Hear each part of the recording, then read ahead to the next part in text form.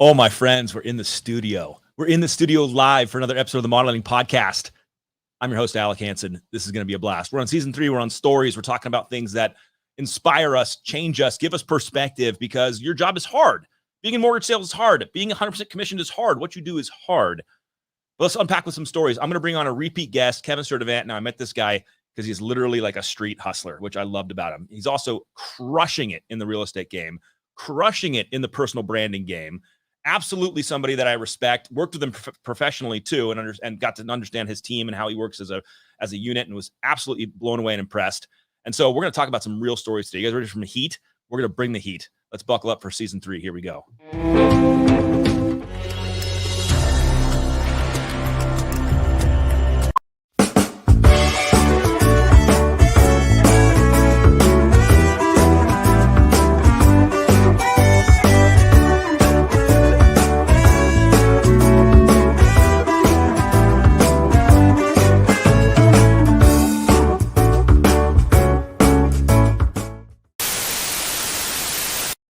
Let's go, bro. In the studio. Go, bro. This is so nice.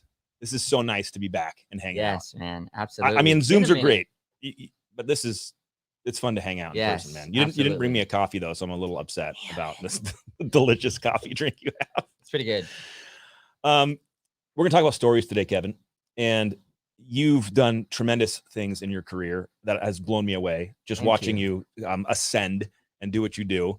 And so the first thing that I have to ask to kind of set the whole story tone is how'd you get into real estate? What's the story? What happened? I would say the start of getting into real estate for me was, as kind of interesting as that sounds, is really skateboarding. Perfect. That's natural. And why I say skateboarding is because skateboarding had me look at architecture. Right? Why? Because as a street skater, I wasn't into skating transition. I was into skating street. Yeah. You look at the landscape of architecture. You look for banks. You look for flat surfaces, and you also learn how to understand neighborhoods. Yeah. So that is really where I first started to develop a passion for real estate. Was by looking at architecture. Subconsciously, I didn't know that I was looking at architecture. And then on top of that, that's where I got my initial training for sales. You know, I grew up on welfare. My dad went to prison when I was really young, and, you know, single mom. I'm the oldest of 3. And so I had to learn how to hustle and eat. You know, I bounced around a lot of different schools. And so if I wanted the shoes, if I wanted the gear, I've always been into gear, into fashion, into nice things. Yeah.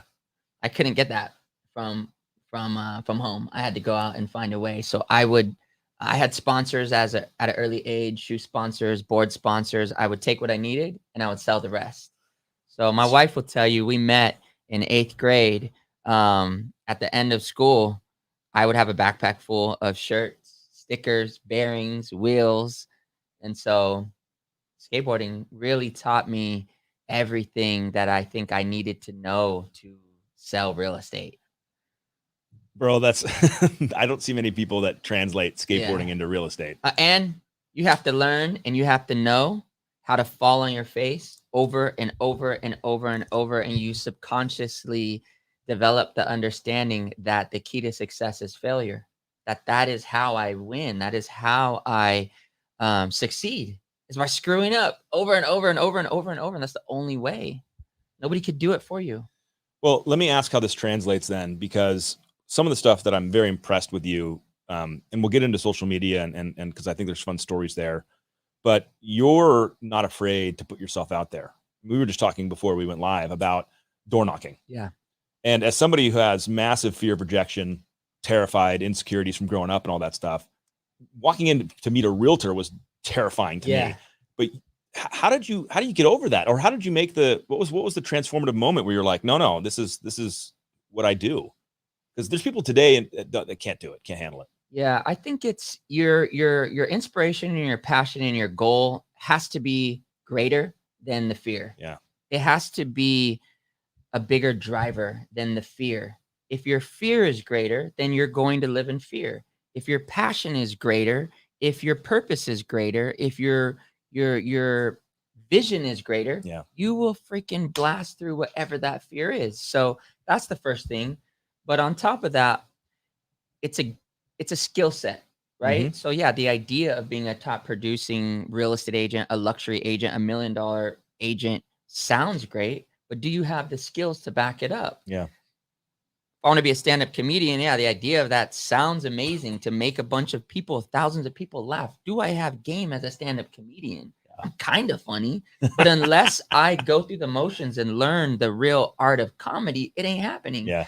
So I think it was a dedication to the craft of selling. I really started to, when I first got into, I mean, I've been selling literally since I was like 12, 13 years old. Yeah.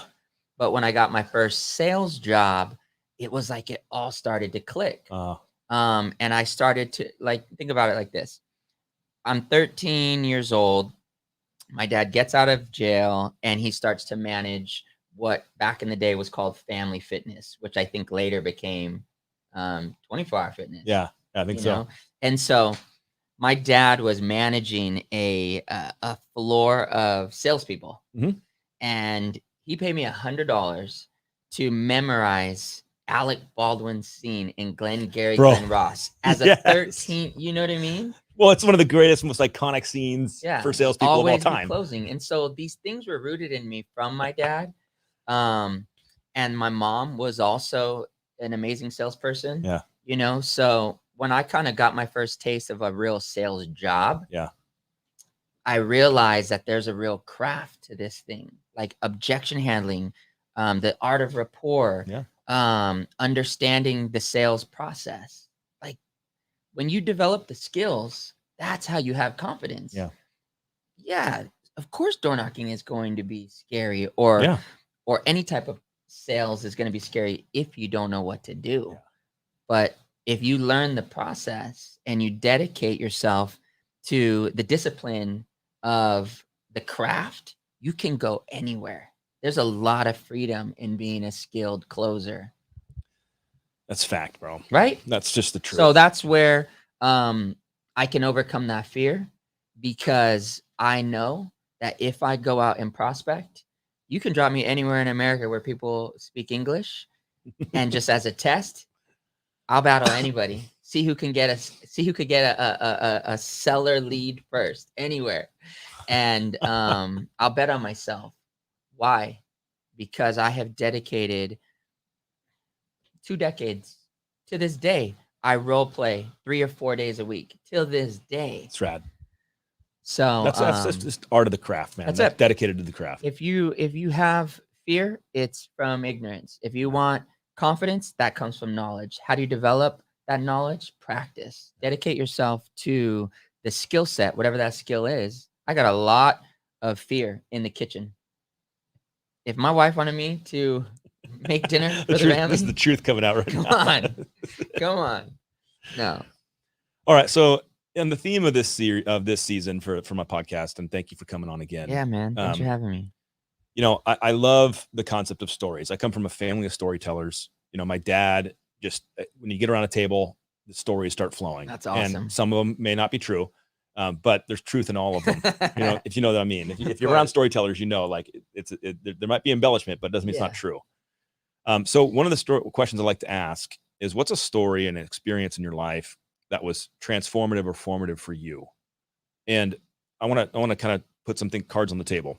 That could be a lot radically different things for a lot of people.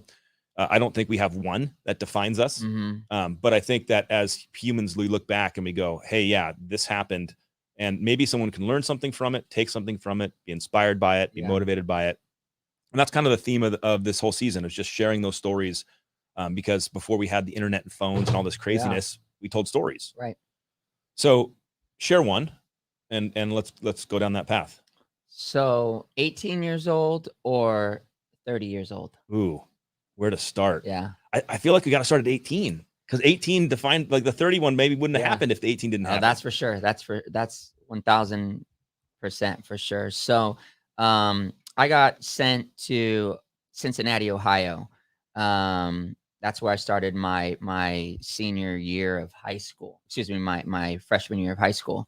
And when we left to Ohio to live with my dad, we were on welfare.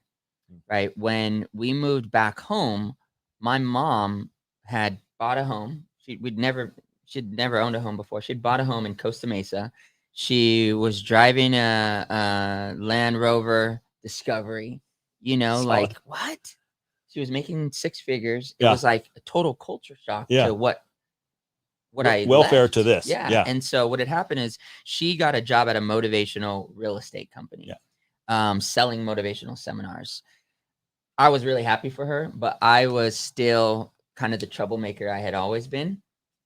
And it's my junior year of high school, and I'm just kind of going off. I'm skating a little bit, I'm DJing a little bit, no real purpose, just being a 17-year-old. Yeah. And in 1 week, I got three things occurred. One, I'd missed so much school, I was getting kicked out of high school. Okay. Two, a close friend of mine OD'd and passed away. And three, a friend of mine told me that I was going to be a father, right? Like, jeez. Yeah. And one time, kids, those are parents out there with teenagers, tell your kids it can be one time. So I'm a highly productive person. Yeah. But those are three major life experiences.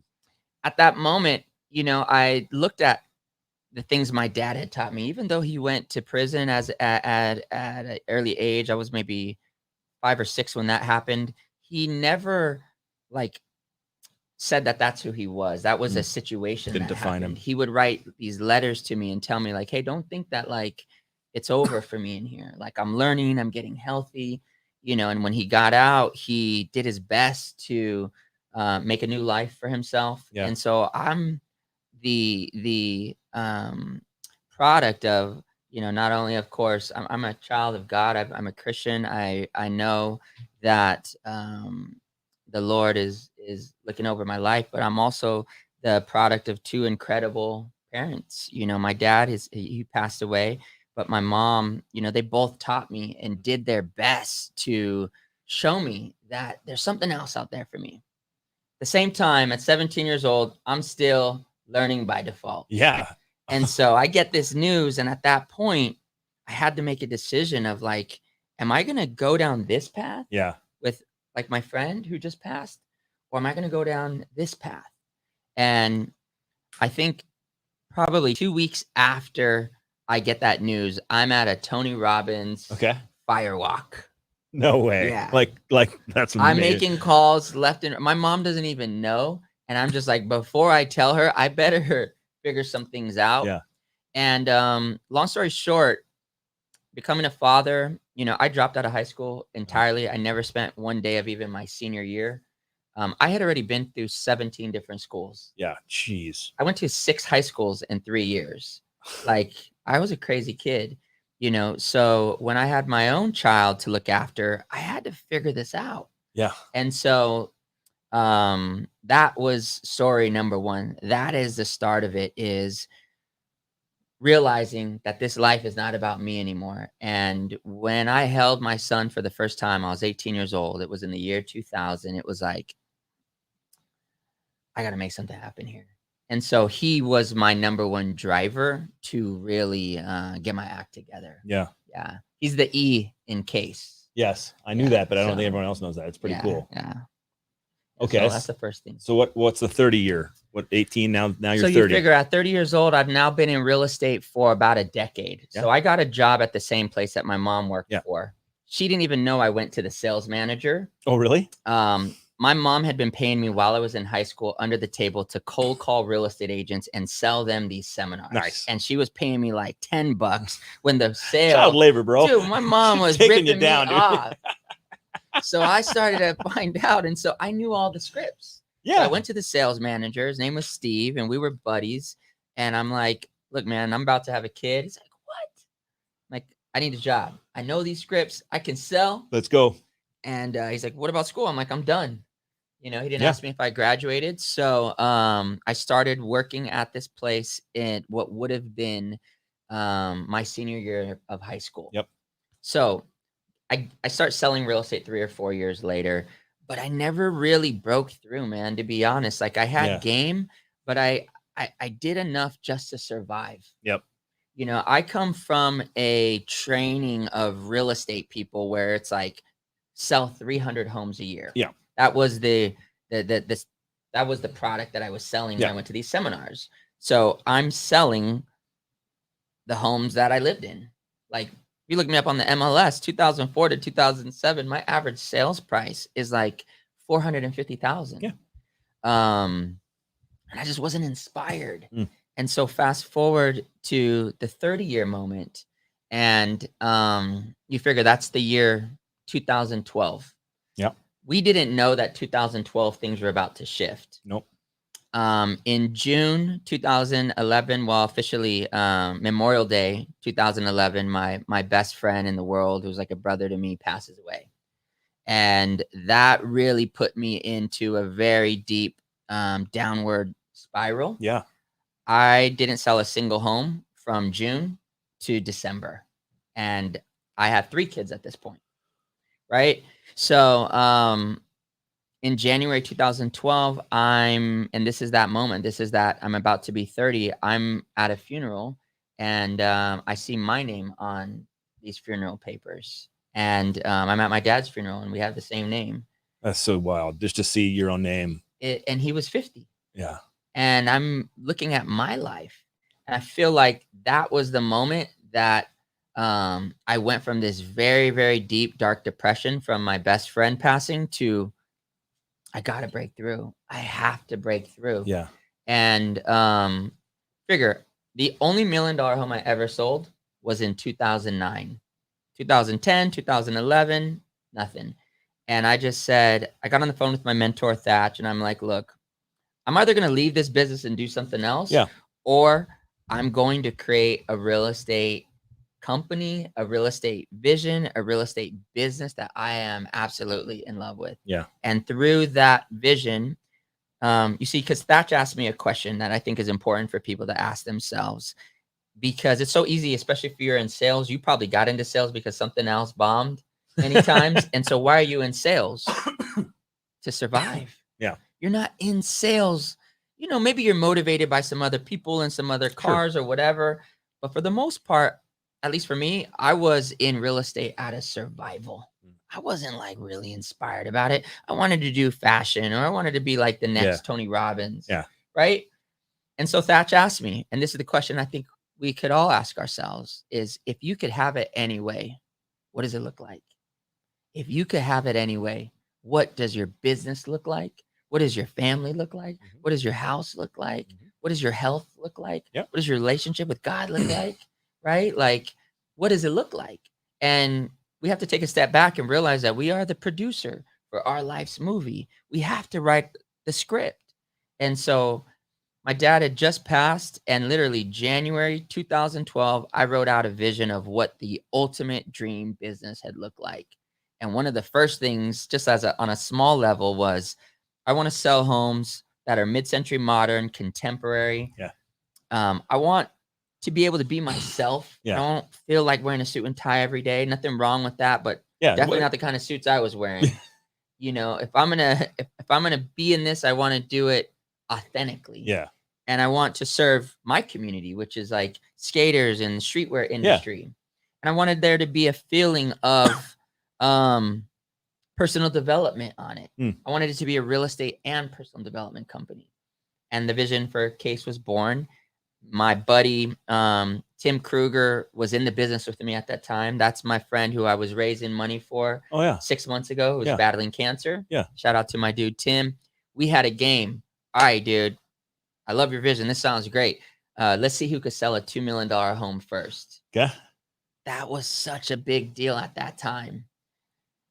Probably 2 weeks after I kind of write out this vision, I get a call from a buddy of mine who owns a company called Diamond Supply Co. Yeah.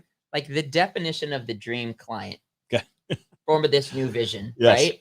And he's like, Kev, 2011 was crazy for my business. First of all, I'd love to sit down with you and kind of like talk over my goals and blah, blah, Yeah. blah. I'm like, oh, cool. But at the same time, I think I could qualify to buy a house. And I was like, is he going to say 2? So we're on 1.5. I'm like, all right, I'll take it. Yeah, I'll take it. We start looking at homes. We're talking goals. It's like the perfect blend of exactly what I had envisioned, because he also wanted something mid-century, modern, contemporary. Right in your lane. Yep. 2 weeks into the home search, he gets a call and he's like, hey, so turns out I could buy up to 2.5. And then February 2012, I do my first deal for 2.5 million in Studio City on Woodhill Canyon. And Instagram was just popping off. Yeah. And I remember the night of he has like probably 1 million followers now. The night of our celebrating the closing of his house, he got his K for hitting 10,000. Really? Like if you look up Nicky Diamonds now, I don't know how many followers he has, but that was a big deal because Instagram just started the year before. Yeah. I had maybe 300 followers. He posts thanks at Kevion, and my Insta just starts to go off. And that's when I also realized like Instagram is going to be the #1 tool that I use to let people know that I'm in real estate. So multiple things happened in the first 90 days of 2012. Dude, that's a wild year. Yeah. That was the start. That was the first year where it was like, because you figure I was ready to leave the business at the end of 2011. I sold 4 homes in 2011. Average sales price, $550,000.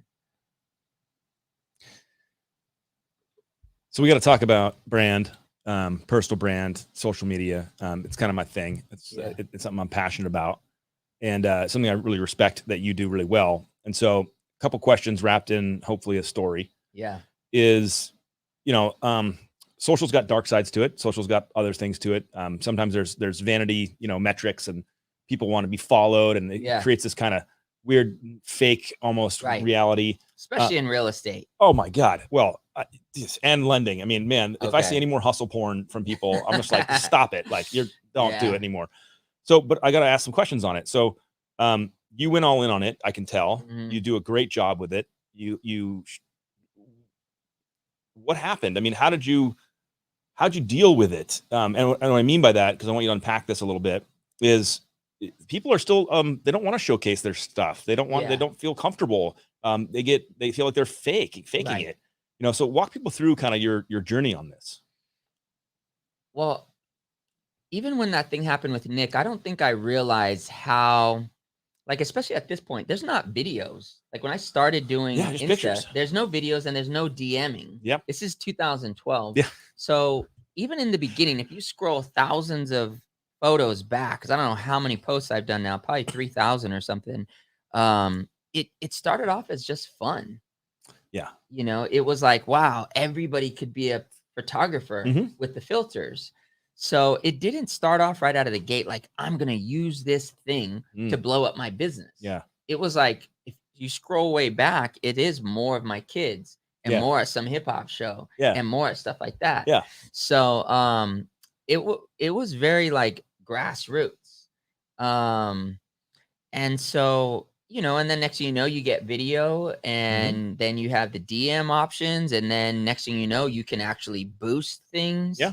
But at the end of the day, man, really, I think the challenge with a lot of people, even in the industry, is they think that that social media is the cake. Yeah, good comment. And in my opinion, like Instagram is not the cake; it's the icing. If you don't have a real business, if you don't have real transactions, if you don't have a real story, then you're just all icing and no cake, So I would encourage you to figure out like, what is your business? And don't try so hard. Yeah. Like, what is that product that you have? Because here's the deal. If you have a great product, you're going to shine. You're going to succeed in business no matter what. I feel like there's such a drive just to succeed on Instagram. Like, absolutely. No. So what is like succeeding on Instagram is not necessarily going to put food on the table. Yeah. So you have a lot of likes, or you have a lot of views, or you have a lot of followers, but is that translating? Is that impacting? What is that doing? So Yeah, it was really grassroots. It was like really by default for me of just like continuing to do it and genuinely enjoying it. I talk to a lot of people and they're like, I don't know what to do. Like, I don't like it. Sure. I Yeah. like A lot of people say I that. like using it. I like the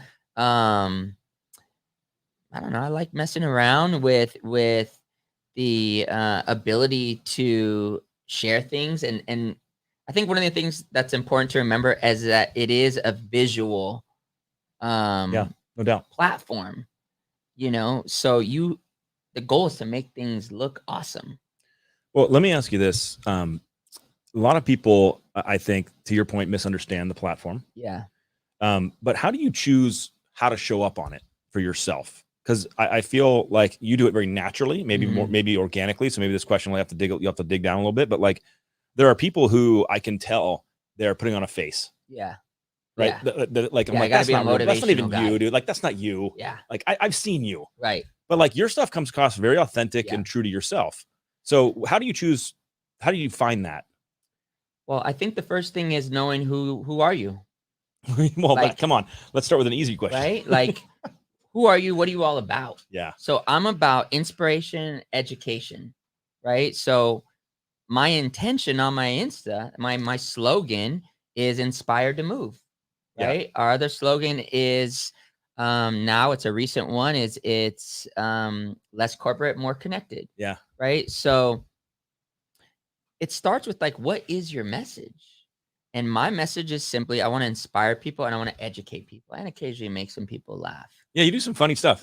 So That sports commentating one, yeah, that was hysterical, that was bro. good. That was a lot of fun. But that's I think it's first figuring out like, what is your purpose? What is your intention? If your intention is just to kind of like blow up and be famous, Yeah. Good luck. I don't know, that might happen, Yeah. but it's going to be really noticeable.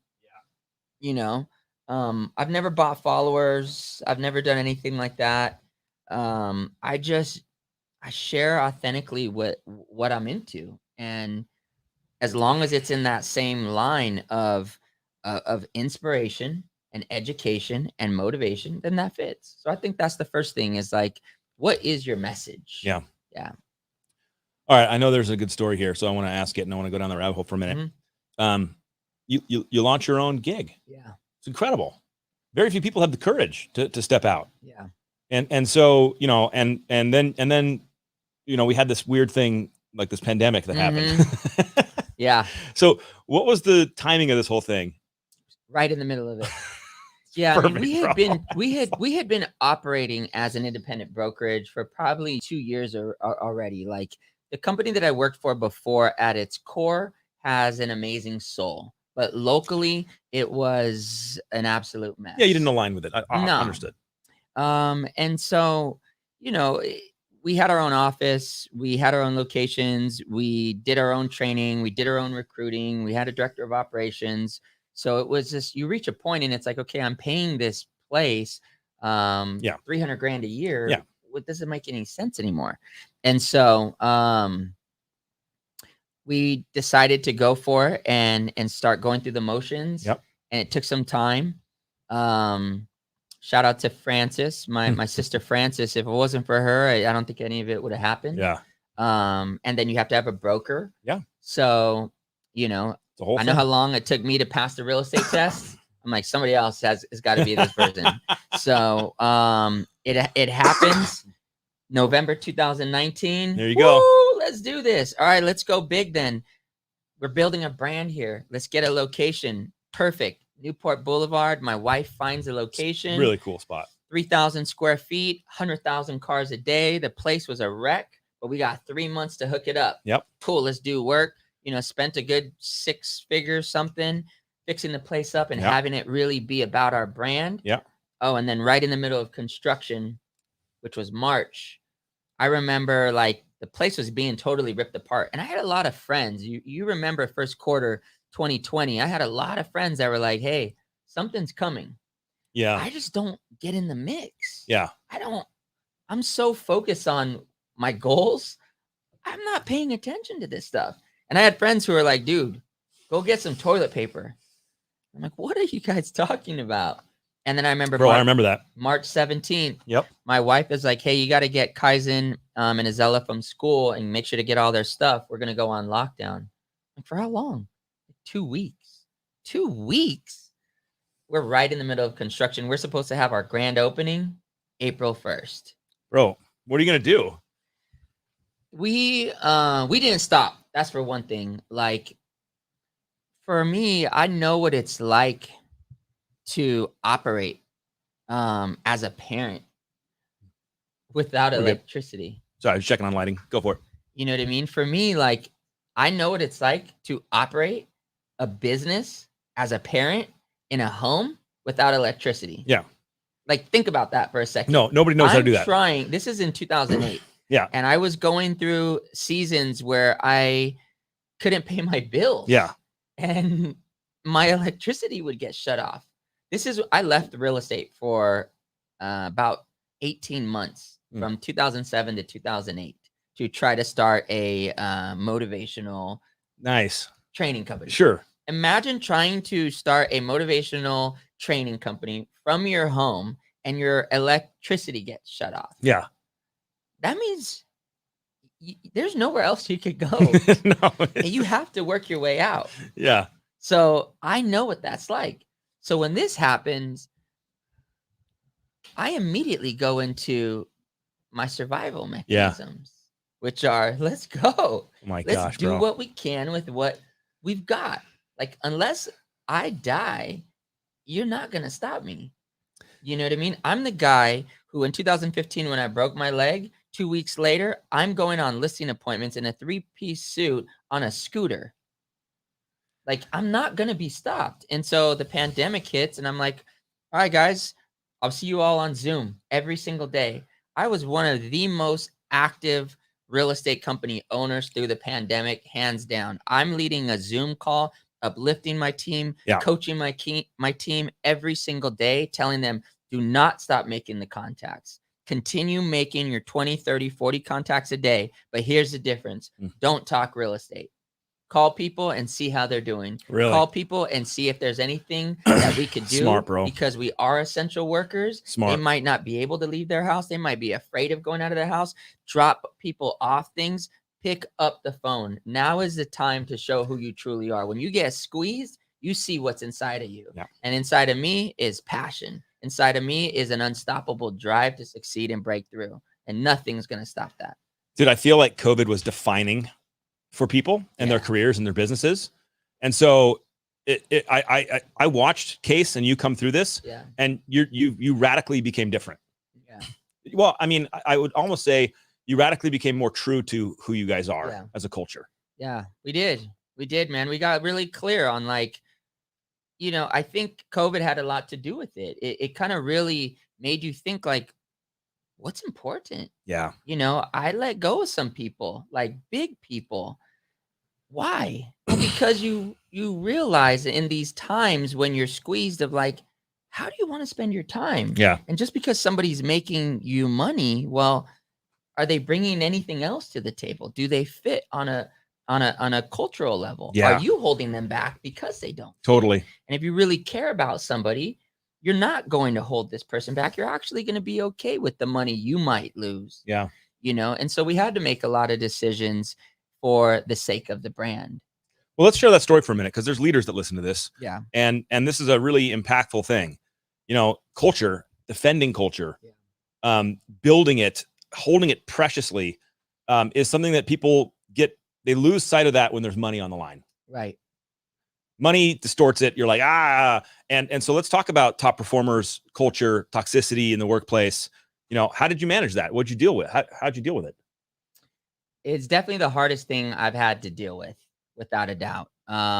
Because I would say the number one biggest reason why is because of how much I care and how much I've poured into people. We're talking about individuals who came to me many times. We had to write letters for them just to be licensed because of their path. Like, people who worked at very random places. Like, I don't want to say any certain places. Yeah, but we get it. You know, we can people draw who conclusions. literally started at the very, very bottom, and we looked out for them. and they shot me a DM, or they reached out and they made the call, and we poured everything we had into them. And it's a lot different than a regular brokerage. When you're bringing somebody into your home, when you're loaning them money, when you're loaning them a Yeah. car, and 18 months later they're making $250 a year, $350 a year, $550 a year. Life changing. Talking about somebody that was making $10 an hour, Yep. who is now making $750,000 a year, and all of a sudden the energy goes from appreciation to expectation. Entitlement's a dangerous thing, man. So and so company is going to do this for me, and all of a sudden, you know, they're kicking their feet up with their shoes off in the middle of a place that you call your home, vaping, and you're like, Vaping. Nothing against anybody that's vaping, but I you feel you, though. realize, You're painting the picture, dude. You realize, damn, I think this individual needs to find a new home. And it's hard. It's really difficult. Not even because of the money, because to me, what I actually receive from the brokerage is less than 10% of my income. We treat everybody like family. Yep. And if that energy is not going to be reciprocated, Yep. and you're just at case for money, it's not a place for you. And so I think you just have to have the guts to say and know what your values are. And you can't let one person, as soon as one person starts it, that is a cancer. Yes. Yeah. Little spread, man. I have zero tolerance. I don't care if you are a 300 mil a year producer.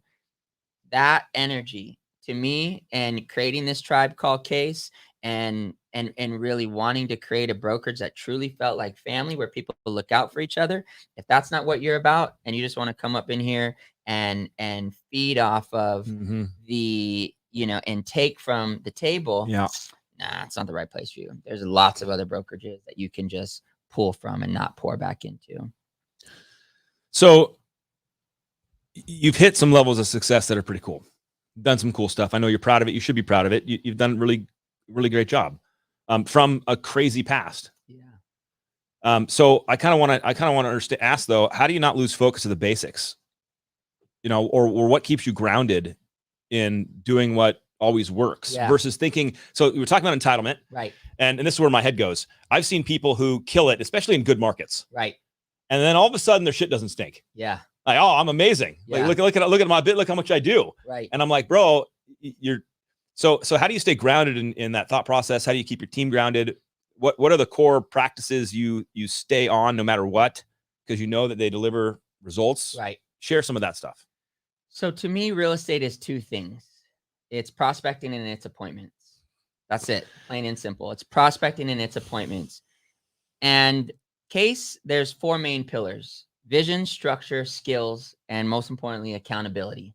Those are the four key pillars of Case. Vision. What's your vision? Can you see it? Can you feel it? Can you taste it? Do you have an understanding of the 7 equities? The 7 equities is one of the number one things that I coach my team on, my whole company. 7 equities are your mind, body, and soul first, then your family, then your friends, then comes business and money. I want you to ball out mentally, physically, spiritually. I want you to have relationships with your family that are true and real and sincere. Yep. I want you to have true connections with your friends, because when you have that, when you're whole and complete in those first 5, mind, body, soul, family, and friends, you show up to work and you don't need money. Yeah. You're on fire. Because you don't need money, it's so much easier to attract it. So love that. Next is structure. And structure is just another word for time management. If it's not in your schedule, it doesn't exist. Yep. If you give yourself all day long to do something, it's going to take you all day long to get it done. Next is skills. Do you have the ability to connect on a rapport level, to handle objections? Do you have game? But then the big one is accountability. So the accountability that games that I play with my team are usually about prospecting. I've seen some of these things. They're hysterical. Week after week, we play these games. Yep. And the thing is, I do this stuff. Yeah, no, you're in the meat. I came back from door knocking in a guard-gated neighborhood just right now. I hope you were going to mention that, bro, because I love that shit. I love it. You called me yesterday. I was about to knock. I can't wait. Why? Because look, we're about to get this TV show, supposedly, and I promise you, my phone's going to be going off the hook. Guess what I still will be doing? Door knocking, prospecting, making my calls. The question is why, though? That's right. Do I need it? I'll tell you why. It's because I love it. Plain and simple. I love it. When I don't prospect, I feel anxious. I feel like Yeah. I'm not doing anything. I could double end $100 million home and get some fat check. I need to go prospect. Why? Because it makes me feel like I'm doing what I can with the time God's given me. So if I don't do these things, I just don't feel good. So, you know, I think if you enjoy the game, it's not that difficult. But that doesn't mean, I'm balancing like 30 something escrows right now. You know how many little calls there are to do? Yeah. You know how much I Details are can sit gigantic. around and talk about the disclosures and talk about the Yep. appraisal and make sure somebody wrote an avid and Oh. then the fun stuff like, oh, did we get so and so the closing gift? Mhm. What closing gift? Blah, blah, blah, blah. I have to go out and do my thing. So that's where the magic A word, which is accountability. We get shot with paintball guns. People get tattoos. We had this really gnarly hot chip challenge last week. My God, People had pre-written checks. This week's game in particular, we're all playing this prospecting game of a minimum of 125 doors plus everything else. Any person, including myself, who does not complete their 125 by Monday, don't show up. I told everybody, including myself, stay home and sit around asking yourself why you can't do the bare minimum. Stay home. Do not show up. Don't come to work next week. Bro, I just want to talk about this for a minute longer because it's even in any sales industry, mortgage, real estate, the work that's the work. Prospecting is the work. Yeah. The S is details. It's Yes. details. It really is. Right. Without the work, nothing else happens. Right. And we get caught up in the other stuff. Yes. Pipeline management. I love your talk. The details. Did this Yes. happen? You get caught in that all day long, and then you turn around and go, I had a productive work day, and you didn't do anything. You didn't do anything. Anything. And you know what the thing is, the challenge with those things. So right now I'm trying to let go of a few agents and hire 3 more admin, right? Why? Sure. Details. So that they can be absolute Jedis at their skill set, at their craft. That's right. The thing about a lot of those things are I can't control so many of the things that are going to occur in the bit. These things are out of my control. That's right. So I feel like the Jedi understands that he needs to do the things that are within his control. Yeah. If somebody cancels escrow, they're going to cancel escrow no matter how much you shared the comms with them. Sure. No matter, this is what they decided to do. Yeah. What can I control? I can control the next one. Yeah. I can control finding that next lead. Absolutely. I can control pricing the home right so that we get multiple offers and a bidding war occurs. But if the escrow falls apart, I didn't do anything to create that. I just need to get that thing back into escrow. That's right. So I feel like the key is really doing the things that push the needle forward and make a difference and make an impact. I wish everyone hears this over and over again because it is the magic. Yeah. But it's hard to do. Even though we enjoy doing it, even though we know that getting up at 5 a.m. and getting the gym is good for us, it's difficult to do. Yep. So that is where I love to live my life with these accountability games. And I'll do crazy ones. Share a little bit about that. And the reason I want you to go a little deeper on these is number one, they're funny stories. Yeah. But number two, I think people suffer from lack of accountability. Especially in real estate. I mean, yeah, absolutely. Yeah. So you've gamified it a little bit. Give me some of your favorite ones. You set up goals for the week. Are they weekly? Yeah. So again, two things for me as an agent. There's 2 things where the magic happens. It's prospecting. Yeah. And it's getting up to bat. Yep. So my ultimate dream is to go on like 40 appointments a week, right? Mm-hmm. Like, bam, you show up and it's just insane. Yeah. Next one. It's just back to back. That's just like next level, right? So when I'm not prospecting, the goal is to be getting up to bat. So this was 2 years ago, and this is when I was trying to get on 11 appointments. Okay. Right. I wanted to do, because I had done 10 and that was a struggle. So I'm like, let me go one more. I want to get on 11 appointments. So I was in a mastermind group with my friend Enrique, Rich, Isabel, and Mike. Okay. And I told these guys, I was like, hey, look, I'm going to do 11 seller appointments in a week. If I don't, I'll eat a ghost pepper. Bro. Right. And so people vomit from ghost peppers. Yeah, like it's not. So the week goes by. And again, I treat every single week like it's my whole life. Like, this is the week. Like right now it's quarter 4, week 3. This might be the end of it all. So that's what turns up the heat, is like, I don't get into week-long or month-long or quarter-long ruts. I might Keep have it an here. hour rut. Yeah. But I live my life like this is it. Quarter 4, week 3, and so I play these games week by week. So backtrack. I did the 11 appointment. Okay. And I'm on my mastermind call with these guys, and they're like 11 seller, right? Well, I was like, no, I did 9 seller, two buyer. Oh no. Big cut. They're like, you said 11 seller. Yeah, we wrote it down. We have it documented. So I call my buddy who owns this restaurant. I was like, hey, dude, where do I get a ghost pepper from? And he's like, for what? For what? No one needs that. He's like, yeah, you don't want to do that, dude. No, yeah. He sends me all these YouTube videos. Yeah. And I've people are seen like some. dying. They die. Like, oh my God, I'm eating glass. And I get on the call with my team, with my squad. And these are just agents all over the country who I love, who I started this mastermind group with. And I was like, you guys, we got a little problem here. Like, this isn't safe. They're like, well, you said it. You got to do it. And so I'm like, look, watch these videos real quick. They watch them. They're like, well, you need to come up with something else. And I'm like, well, I'll bite of cat food and I'll put it on IG Live. Nah, coming up with other things. I don't know. I'll put like 3 vanilla ice lines in my eyebrows. Nah, that'll be fixed too soon. I will get a tattoo of each of your initials. And they were like, oh shit. So people are like, no, what is this? So no, Rich, Isabel, Mike, and Enrique. Right? So what are you willing to put on the line for your integrity? Yeah. What are you willing to put on the line of, are you your word or not? Because without accountability, I'll tell you right now, I'm going to be a slime ball. I'm going to be a little weasel. Like, I didn't naturally have crazy psycho discipline.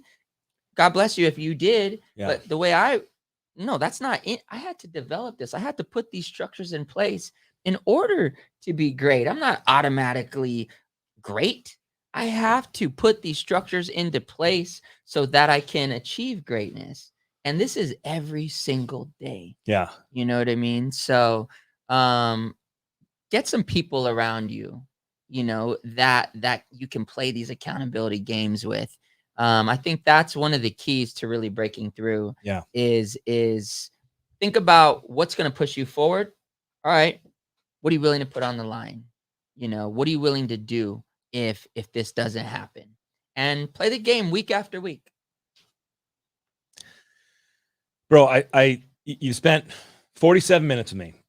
Bam. That's big, bro. We're gonna wrap it, but I want to do this here. We talked a ton about so much depth today. Mm-hmm. What kind of comment do you want to leave somebody who's watching his thing at the end here about their business, about their mindset, hardship, about what they're experiencing? What do you want to share, dude?